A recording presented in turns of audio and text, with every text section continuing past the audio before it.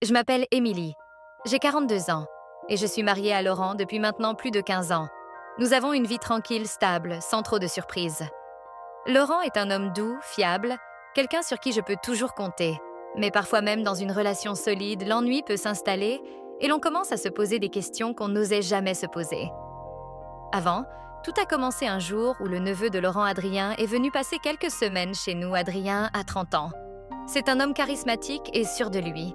Bien différent de son oncle Laurent, lui a proposé de rester chez nous le temps qu'il trouve un appartement. Et bien entendu, j'ai accepté. Je n'avais pas vu Adrien depuis longtemps et il avait beaucoup changé depuis son adolescence. Au début, tout semblait normal. Adrien était respectueux. Il s'adaptait à notre routine et nous aidait même dans les tâches ménagères. Mais petit à petit, j'ai commencé à remarquer des regards insistants, des sourires qui en disaient plus que de simples politesses. Je me surprenais à le regarder aussi, à me demander ce qu'il pensait vraiment. La tension entre nous était subtile, presque imperceptible, mais elle était là un soir, alors que Laurent travaillait tard. Adrien et moi nous sommes retrouvés seuls à dîner. La conversation était légère au départ, mais au fil des verres de vin, elle devint plus intime. Nous parlions de nos vies, de nos rêves et des chemins que nous n'avions pas pris. Je sentais une proximité se créer entre nous, quelque chose que je n'avais pas ressenti depuis longtemps. « Tu es magnifique, Émilie », dit-il soudainement avec une sincérité désarmante. Je fus prise de court, ne sachant pas quoi répondre. Mon cœur s'emballait, mais je me repris rapidement. « Merci, Adrien », dis-je en essayant de paraître indifférente, mais je savais que ce compliment avait éveillé quelque chose en moi après ce dîner. Il était devenu impossible d'ignorer l'attirance que je ressentais pour Adrien, chaque fois que nous étions seuls. La tension dans l'air devenait palpable. Il y avait des moments où nos mains se frôlaient accidentellement et des regards échangés qui en disaient long. J'essayais de me convaincre que tout cela n'était qu'un jeu dangereux, une illusion. Mais je savais que je commençais à me laisser air par quelque chose de plus fort. Un après-midi, alors que Laurent était parti pour un rendez-vous professionnel, je me retrouvais encore une fois seule avec Adrien. Je décidai de prendre une douche pour me détendre, espérant que l'eau chaude m'aiderait à me calmer et à chasser ces pensées indésirables. Alors que je me tenais sous l'eau perdue dans mes pensées, j'entendis une voix derrière la porte de la salle de bain. Émilie, c'était Adrien. Mon cœur se serra. « Oui », répondis-je hésitante. « Je voulais juste te dire que je pars bientôt, mais je voulais aussi m'excuser si jamais je t'ai mise mal à l'aise ces derniers jours. » Son ton était sincère, mais je savais que ce n'était pas une simple excuse. Il y avait quelque chose de non dit derrière ces mots.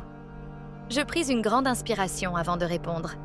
« Tu ne m'as pas mise mal à l'aise. » Adrien. Un silence suivit, puis j'entendis la porte s'ouvrir légèrement. Mon corps se tendit, mais je ne fis aucun mouvement pour l'arrêter.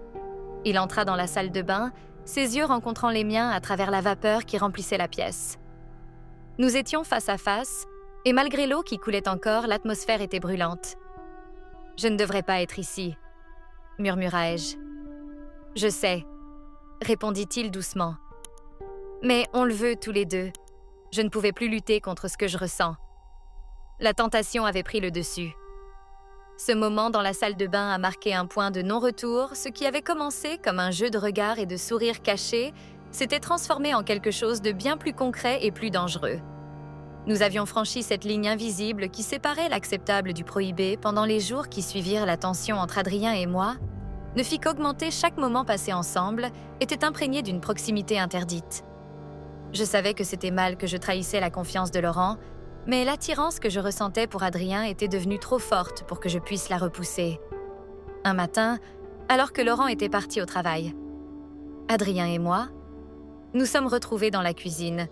Nos échanges étaient devenus moins hésitants, plus directs. Nous savions tous les deux ce qui se tramait, même si aucun de nous n'osait mettre de mots dessus. « Tu regrettes ce qui s'est passé ce soir ?» demanda-t-il soudainement. Je le regardais droit dans les yeux, sentant le poids de sa question. Mon cœur battait la chamade, mais je savais que je ne pouvais plus mentir, ni à lui ni à moi-même. « Non », répondis-je, la voix presque tremblante à ces mots. Il s'approcha de moi, sa main effleurant doucement la mienne. Mon esprit me hurlait de mettre un terme à tout cela, mais mon corps réagissait d'une toute autre manière. Je sentais une chaleur monter en moi. Un désir que je ne pouvais plus réprimer. Ce qui se passa ensuite fut inévitable. Nos lèvres se rencontrèrent et tout le reste sembla disparaître autour de nous. Le monde extérieur. Les responsabilités, les promesses, tout devint flou.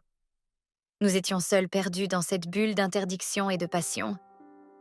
Après cet instant de pure folie, la réalité me rattrapa brutalement.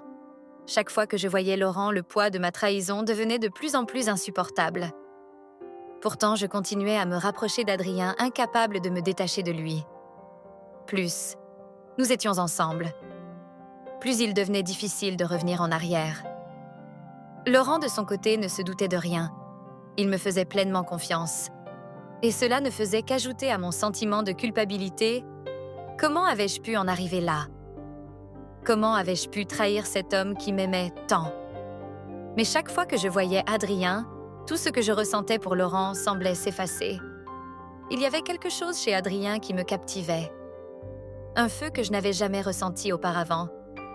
C'était comme si j'avais redécouvert une partie de moi-même que j'avais oubliée au fil des années un soir. Alors que Laurent était encore une fois absent, Adrien et moi, nous sommes retrouvés seuls dans le salon.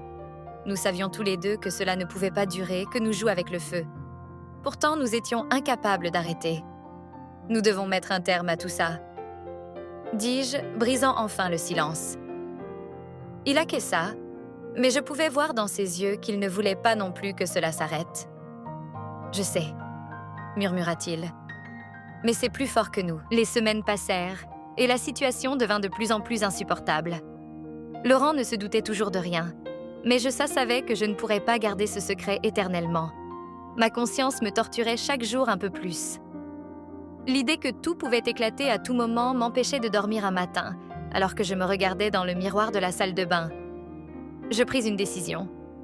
Il était temps de faire un choix. Soit je mettais fin à cette liaison avec Adrien, soit je devais affronter les conséquences de mes actes. Je savais que la première option était la seule qui puisse préserver mon mariage et vie que Laurent et moi avions construite ensemble.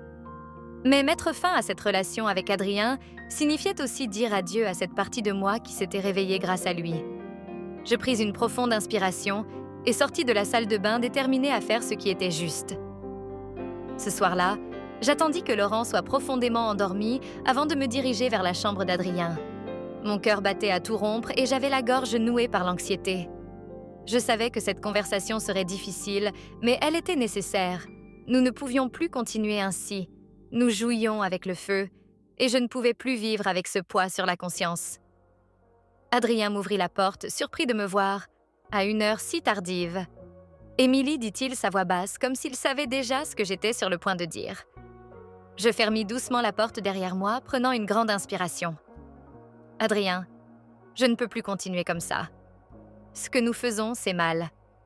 Je trahis Laurent, et je trahis tout ce que nous avons construit ensemble. » Ses yeux se remplirent de tristesse, et je pouvais voir qu'il luttait avec ses propres sentiments. « Je comprends », murmura-t-il. « Mais tu sais aussi bien que moi que ce que nous ressentons l'un pour l'autre ne disparaîtra pas du jour au lendemain. » Je détournai le regard, sachant qu'il avait raison. Les sentiments étaient là puissants et inévitables, mais cela ne changeait rien à la réalité. Nous avions franchi une ligne et continuer sur cette voie ne mènerait qu'à la destruction. Je ne veux pas perdre ce que j'ai avec Laurent, dis-je, finalement la voix tremblante. Il ne mérite pas ça.